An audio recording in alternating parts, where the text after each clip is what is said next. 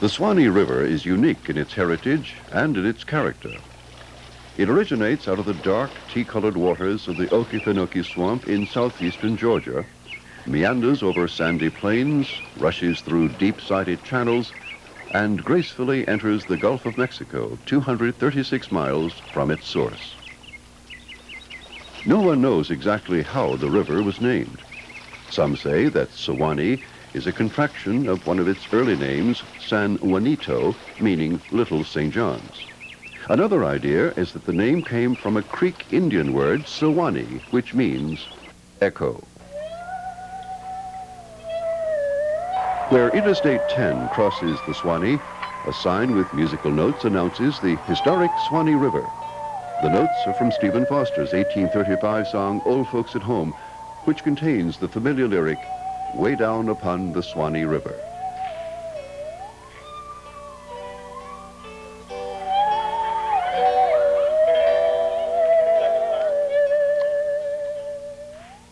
From its origin in the Okefenokee Swamp, the Suwannee passes through the Florida highlands and flows in graceful bends south and west to its mouth in the Gulf of Mexico. The river may be divided into 3 major sections, each with its own special character. The upper river, from its origin in the Okefenokee Swamp to where the river crosses the limestone outcropping known as Cody Scarp near White Springs. The middle river, from White Springs to the point where the Santa Fe River joins the Suwannee. And the lower river, from the junction of the Santa Fe to the Gulf of Mexico. The Suwannee's headwaters collect in southeast Georgia from the natural basin known as the Okefenokee Swamp. The swamp waters move leisurely through a fairly well-defined channel called the River Narrows.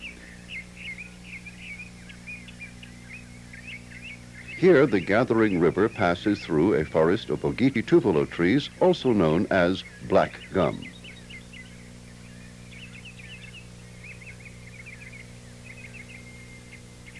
Tupelo are deciduous trees, which lose their leaves each fall.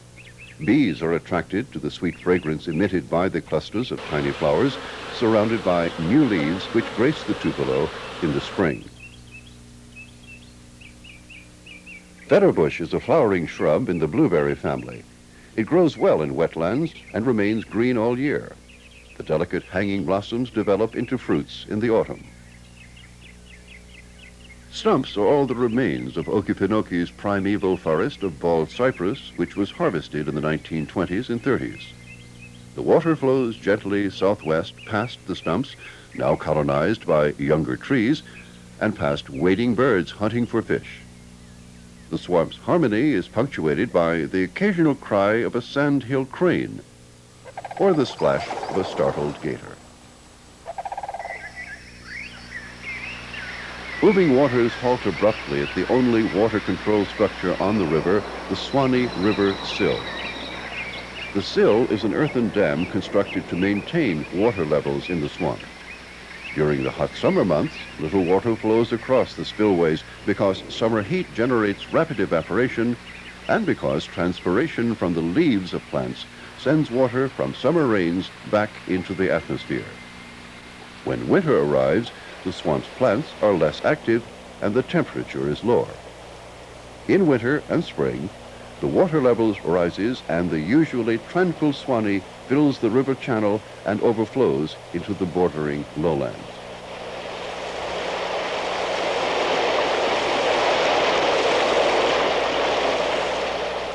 As water cascades over the spillways, white foam presents a sharp contrast to the dark water. This foaming is not the result of pollution. It is a natural effect of the dissolved substances produced by decaying vegetation. Ospreys nest in the forest surrounding the swamp. They are relatively large birds of prey, sometimes called fishhawks, because they feed on live fish. Ospreys often choose tall, dead trees in which to build their nests. Used again year after year, each nest is assembled from branches, sticks, and twigs. From the high vantage point of its nesting tree, this osprey can see easily any intruder who might threaten its young. In expanses of water where fish are plentiful, an osprey may glide over the surface of the water and seize a small fish with its talons.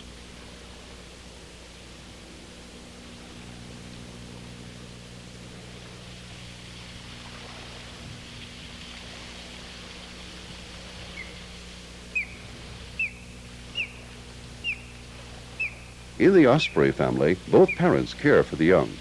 The female lays from 2 to 4 eggs, but usually no more than 2 young birds survive.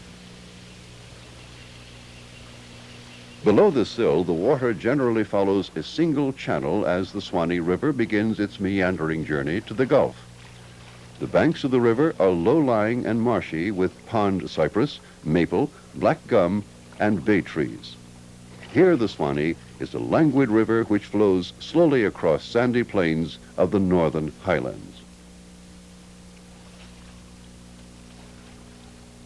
The river flows over sandy sediments which range in age from 10,000 years old to over 1,000,000 years. They were deposited during interglacial periods when sea level was much higher than it is now, and warm, shallow seas covered most of what is now Florida.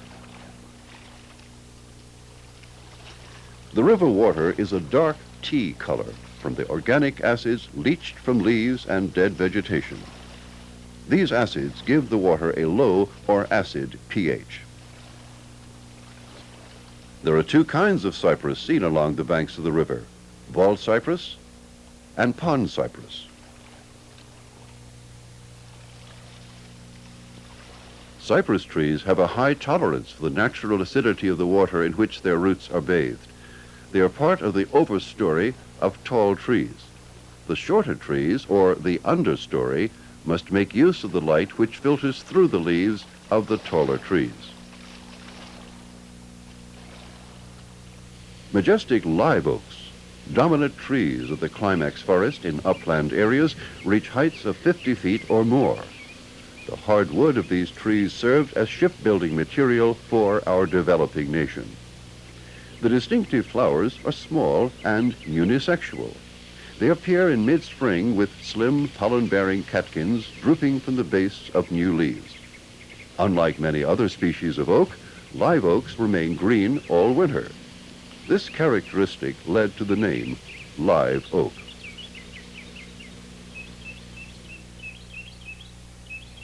Hickory trees are in the walnut family and produce sweet, edible kernels which many species of wildlife eat. Pignut hickory trees produce dark red flowers which grow from branchlets in the spring. As the river nears Fargo, just north of the Florida-Georgia border, it begins to lose its swampy character. Oak scrub and pine trees populate the northern Florida highlands. Tall, mature pine trees provide nesting sites for one of the most majestic of Florida's native birds, the bald eagle. Familiar to all of us as our national symbol, these extraordinary birds seem to be making a comeback. Florida has one of the few actively reproducing populations.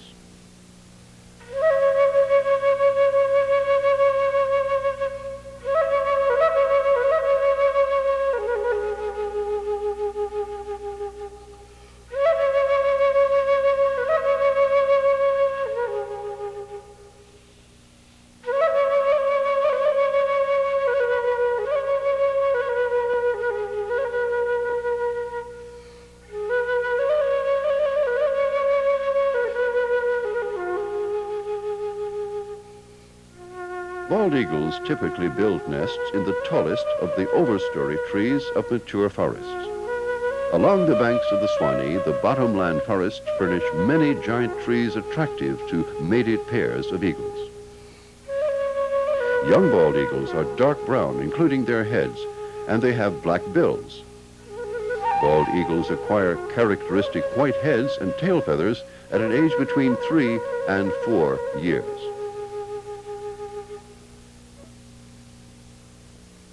White sandbars mark the inside of meander curves as sands from ancient sea floors are slowly shifted by the river and deposited where currents slacken.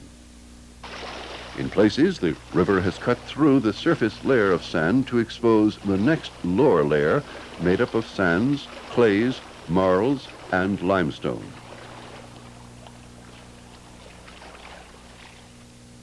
Permeable layers of sand and limestone form the three aquifers in the upper Suwannee River basin.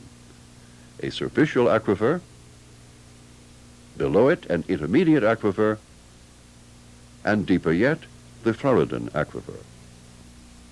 Perched on a layer of impermeable clay, the superficial aquifer discharges local groundwater into the Suwannee. The clay layer under the superficial aquifer separates it from the intermediate aquifer.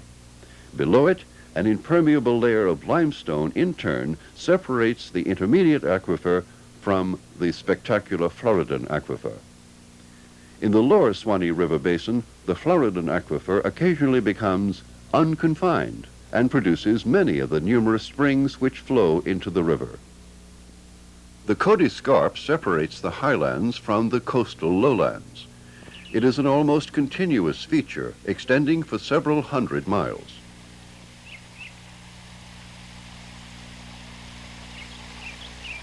Just upstream from where the Suwannee crosses the scarp, the river descends in rapids known as the Big Shoals.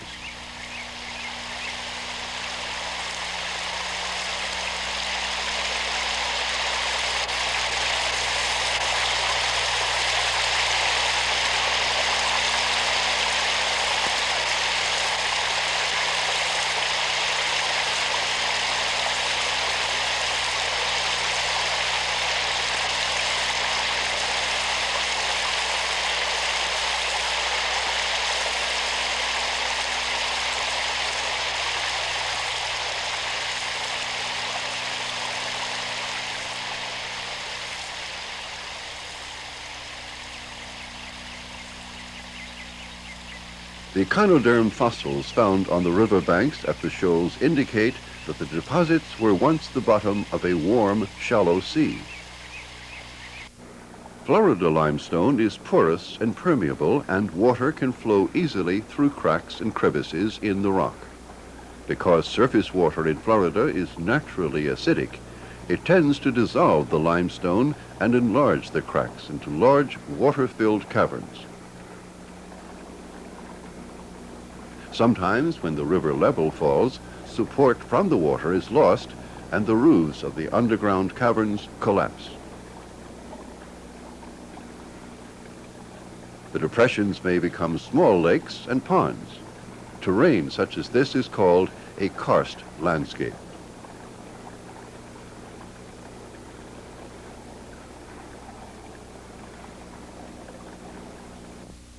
White Springs is the first of the large springs to pour water from the Floridan aquifer into the Suwannee. The sulfur springs were used by Indians and whites for the supposed healing powers of the malodorous water. The old hotel, which once housed those hoping to cure various ailments, is gone now, but the clear waters still flow freely into the river and augment its total flow. Today, White Springs is the home of the Stephen Foster State Folk Life Center, where a carillon plays Foster's music and where people gather each Memorial Day weekend to celebrate the annual Florida Folk Festival. The festival features a gathering of those who perpetuate the crafts, music, and legends of early America.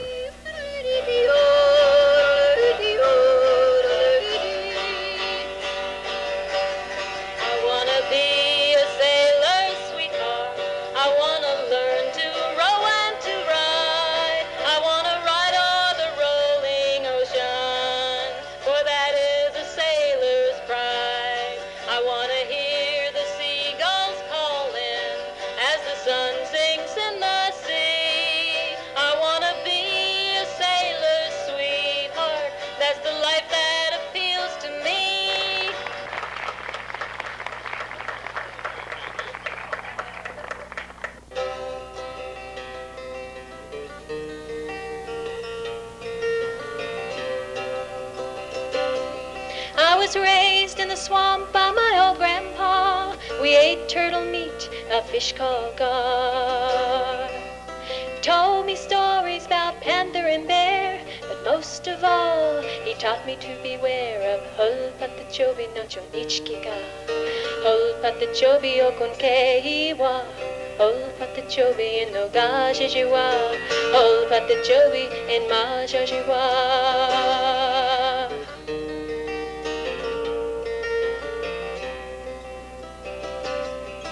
As the days of summer grew longer and hot, Grandpa took me on my first gator hunt. We pushed through sawgrass and willow sloughs with a yellow-eyed dog in a dugout canoe. Dog started sniffing something in the air. Grandpa said, must be gator over there. Better grab your knife and smoke. And remember what I told you when you were a boy about Holpatachobi nacho nichkiga. Holpatachobi okonkehiwa. Holpatachobi in no gajijiwa. Holpatachobi in majajiwa.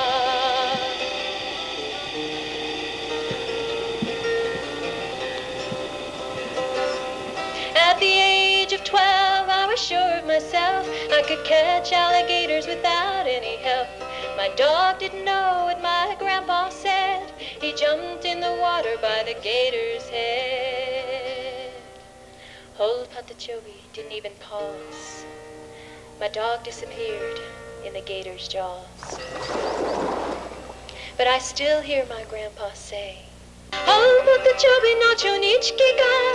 Holpatachobi okonkehiwa. Holpatachobi in no gajijiwa. Holpatachobi in majajiwa. Thank you.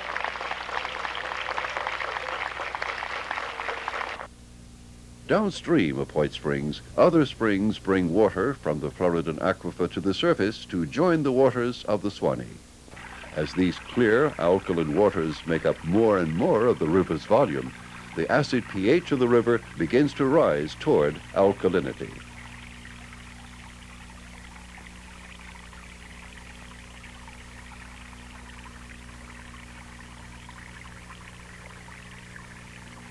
Suwannee Springs was a resort similar to White Springs.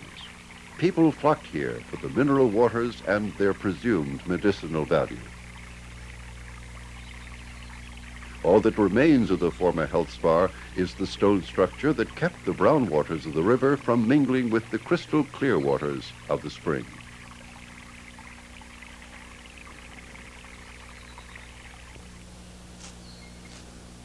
The surrounding forest is excellent habitat for wild turkeys.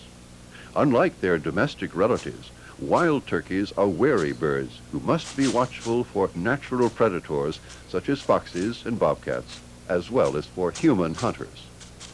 Wild turkeys are not predators. They forage in open grasslands and forest edges for nuts, seeds, fruits, and the occasional slowly moving insect.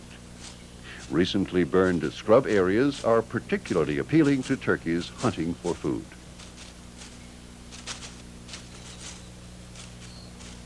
White-tailed deer are common everywhere in Florida.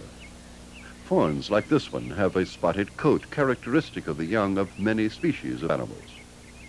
At a distance, the spots tend to disrupt the animal's outline in the shafts of sunlight which filter to the forest floor.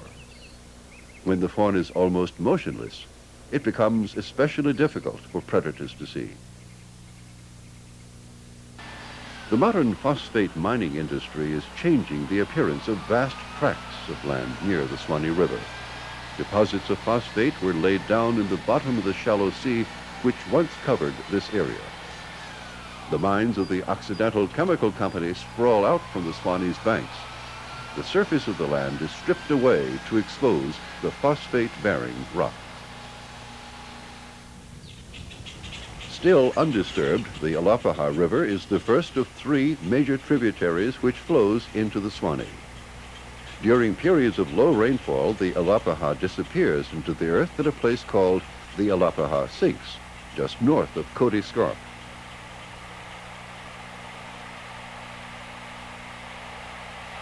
The water permeates the joints and faults in the underground limestone. Here it eventually mingles with the waters of the Floridan aquifer and reemerges from the earth at the Alapaha Rise.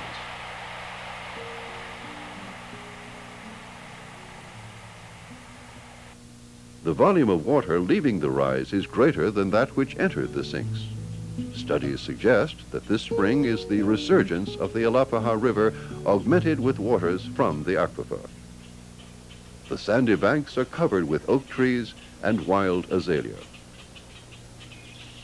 Wild azalea are rare in much of Peninsula Florida, but in the rich, moist woodlands along the Suwannee, they are abundant. Each flowering stalk contains many tube-shaped pink blossoms. Each blossom produces seeds for future generations of these perennially flowering wild shrubs. Surfacing in the Alapaha Rise, this turtle is typical of those encountered along the Suwannee. Turtles often float with their heads just above the water. They have keen eyesight, and if frightened, they dive and quickly disappear in the dark water.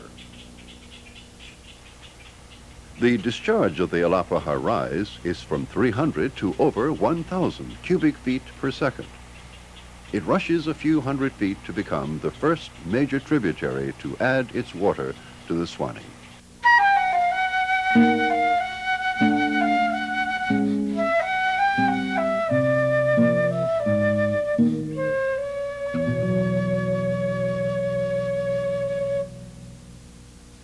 A few miles downstream, the second major tributary, the Withlacoochee River, joins the Suwannee.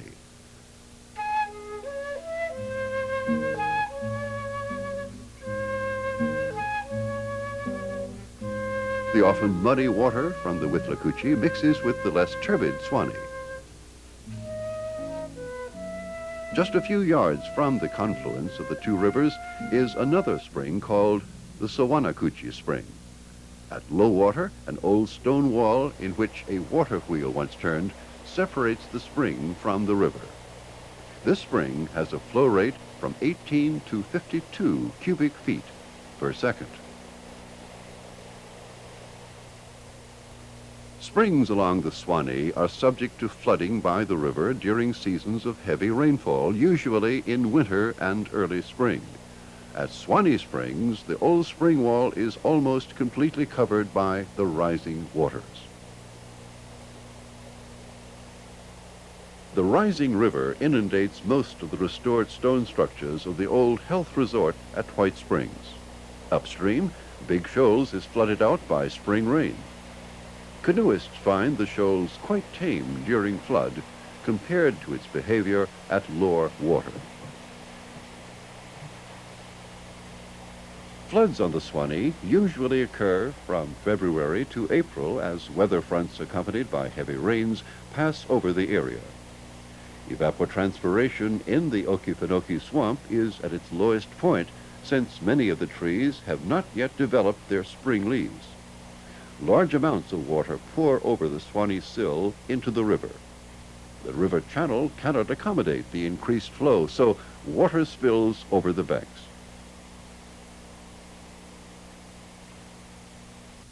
In a flood, the river overflows its channel and spreads over the floodplain. Floodplains are integral parts of river systems and provide room for water that cannot be contained in the usual channel. They have been described as the high water channels of rivers.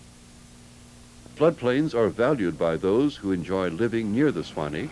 Towns have developed along the river banks to take advantage of the convenient water supply and easy transportation. Periodic flooding sometimes compels residents and wildlife, including snakes, to higher ground.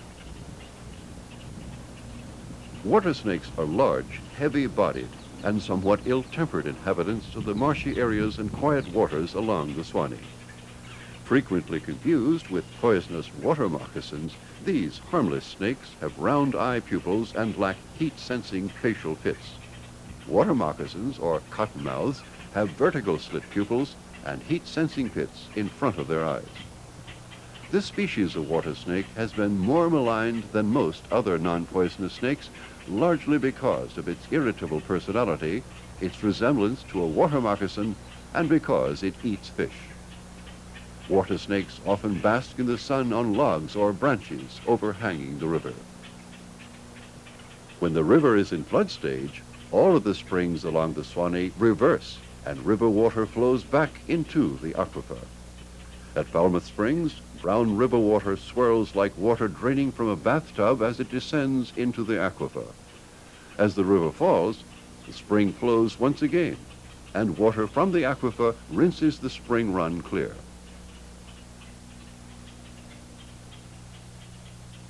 Falmouth spring water enters the Suwannee just upstream of a railroad bridge rich in history. During the Civil War in late 1863 and early 1864, the Confederates were heavily dependent on Florida cattle, salt, and other supplies shipped across the Suwannee here to battle sites further north. The Union leaders decided to march into Florida to cut off this supply line. The Confederates expected such a move and thought the Suwannee River Railroad Bridge was a likely target. They decided that Olustee, to the east of the bridge, would be the best place to meet the advancing Union forces. Olustee is situated on a narrow passage between a lake called Ocean Pond to the north and a swamp to the south. Here, about 5,600 men assembled.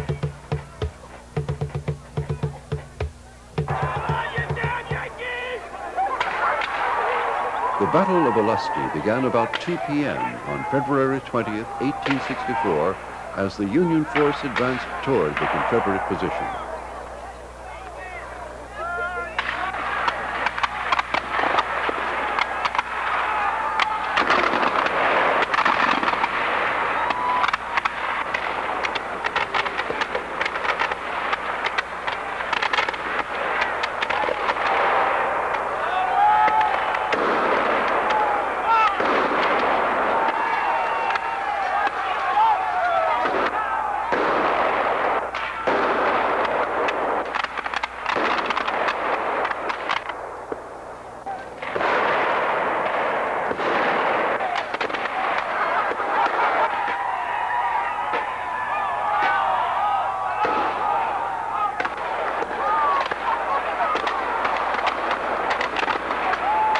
It was a fierce battle at short range in an open pine barren.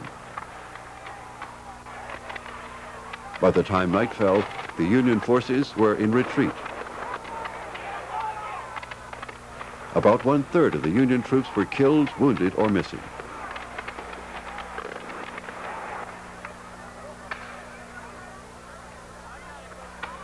Confederate losses were less, but still heavy, about 1/5 of the forces engaged.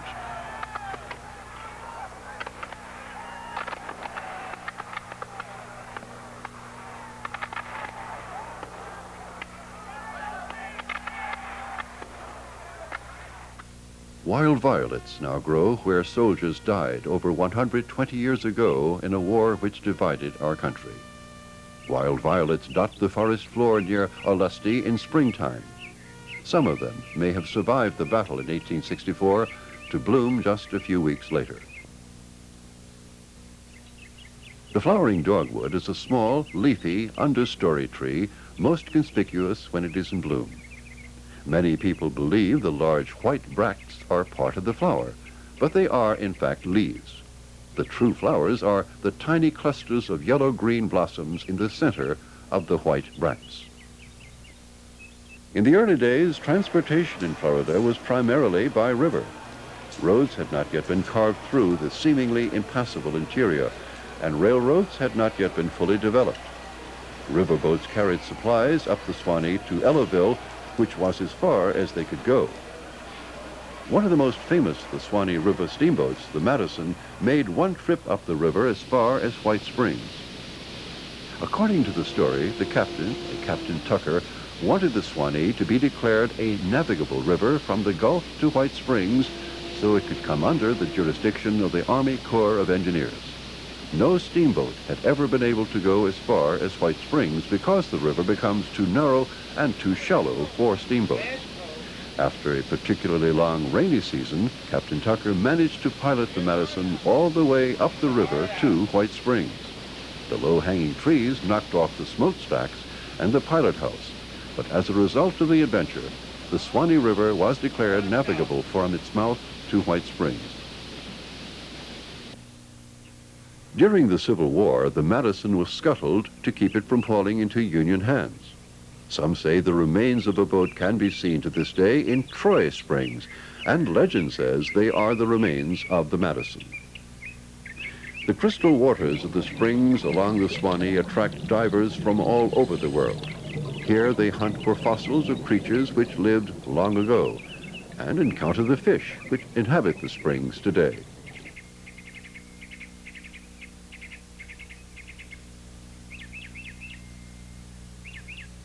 Springs along the river act as havens for fish. These mullet are attracted to the constant mild temperatures of spring water. Many species of fish, including mullet, swim in large schools.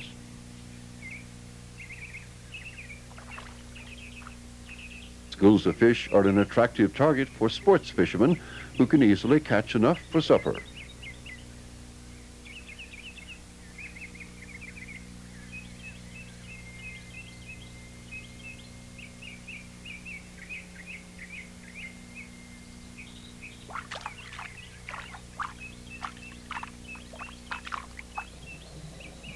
Some divers venture deep into the caverns associated with many of the springs.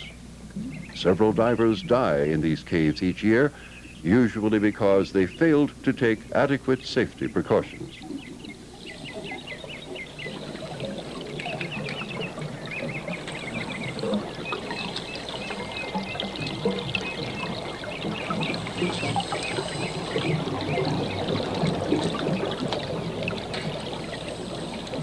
The lower section of the Suwannee River begins where the Santa Fe River joins the Suwannee. The area near the confluence of the Suwannee and the Santa Fe is largely undisturbed. The Suwannee's largest heronry is found here. A well-fed blue heron may rest in the heat of the day, standing on alternate legs near the cool water.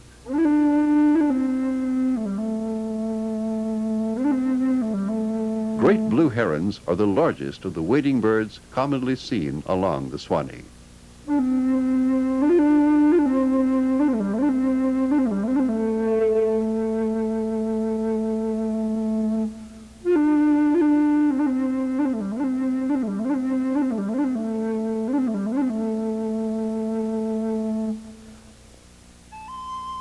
The double-crested cormorant is a common sight in bays and open waters, and it is highly adaptable to a wide variety of habitats. Cormorants are excellent swimmers and divers. They catch fish by diving underwater in swift pursuit of small fish. Oil glands at the base of their feathers provide water repellency and allow cormorants to swim and dive for hours.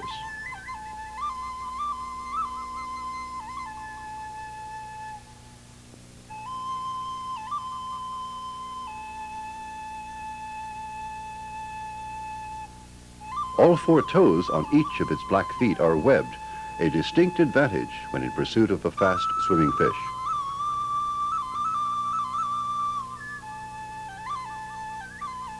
The Santa Fe River is the last major tributary to enter the Suwannee. Here, the river widens, and its banks are characterized by marshes once again.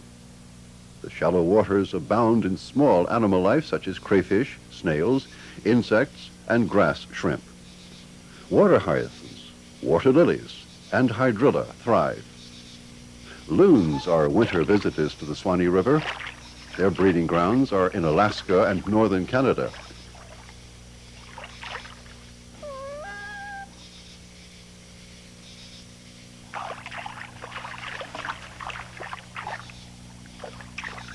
This loon displays a rather drab winter plumage, but in the summer it will have a striking black head and neck with the white collar. You may have heard the expression crazy as a loon.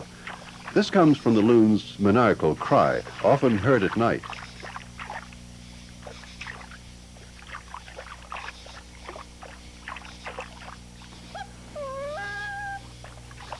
These large birds are awkward on land, but like the cormorant, they are swift divers and swimmers.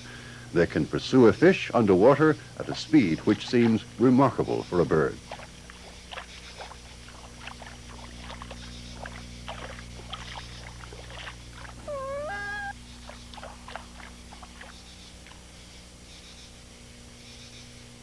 Freshwater swamps become more prevalent along the river as the high sandy banks and natural levees are left behind.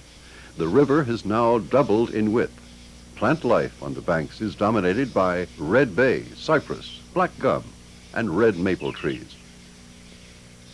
Red maples are understory hardwoods found in areas where there is plenty of water. In spring, each tree is decorated with red seeds, which eventually fall to the earth in spiral motions prolonging the descent. Young leaves emerge colored red, only to turn green in a few weeks.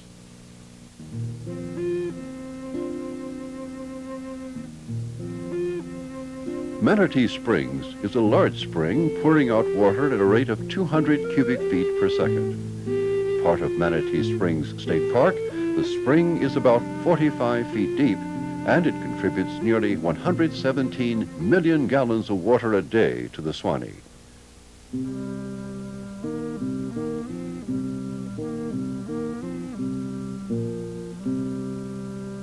Manatee Springs derives its name from the unusual mammal which inhabits such springs during the winter months.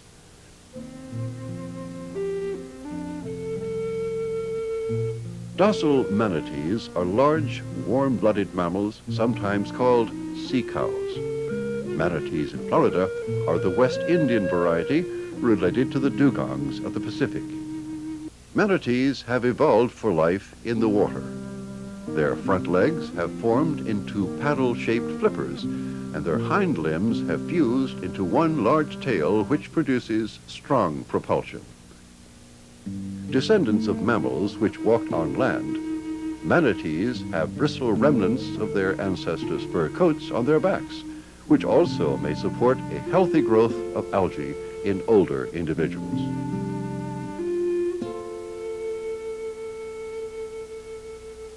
Mature manatees eat freshwater vegetation high in fiber and low in protein.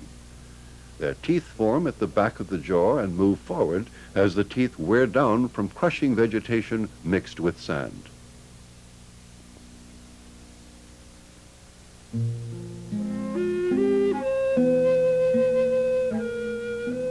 Young manatees are nursed in the manner of all mammals until the young manatees are about 3 years old. Manatees breathe through nostrils which close automatically during a dive. A manatee's upper lip is flexible and helps to manipulate food into its mouth.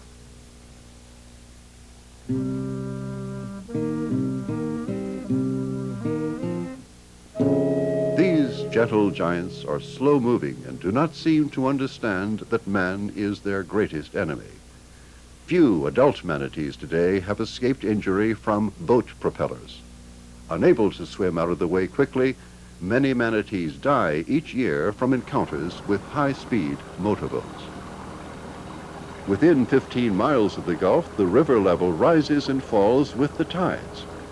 The water character changes as fresh water intermixes with salt. Fishermen along the lower reaches of the river catch a variety of saltwater fish, red drum, flounder, and sturgeon.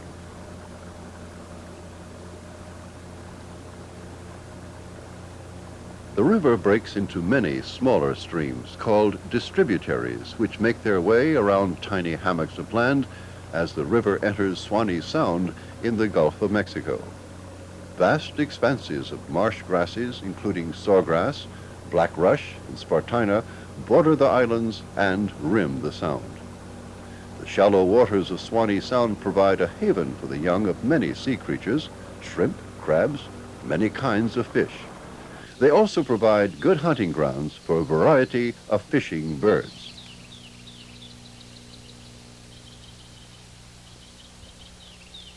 Some of the distributaries are broad and slow-moving. Others are narrow with swift currents. All can be treacherous. Oyster bars and sandbars sometimes stretch nearly across the river. Submerged trees called deadheads lie in wait for the unwary navigator. These navigational hazards are a major reason that there has never been a great seaport here, only a small fishing village. This coastline is unlike the eastern coast of Florida. There is an absence of sandy beaches here because of the gentle slope of the sea bottom and because there is usually little wave action to build up beaches from the relatively scarce sand. The low-lying islands offshore are evidence that sand was more plentiful in the geological past. Most of the offshore islands are uninhabited except by birds and hardy plant life.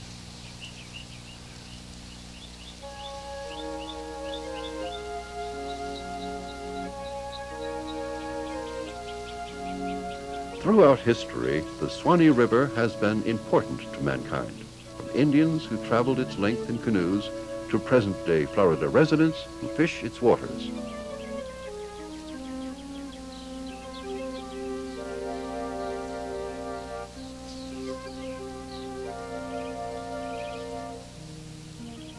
The only present threat to the river's beauty and serenity is the potential impact of uncontrolled development and industrial operations along its banks.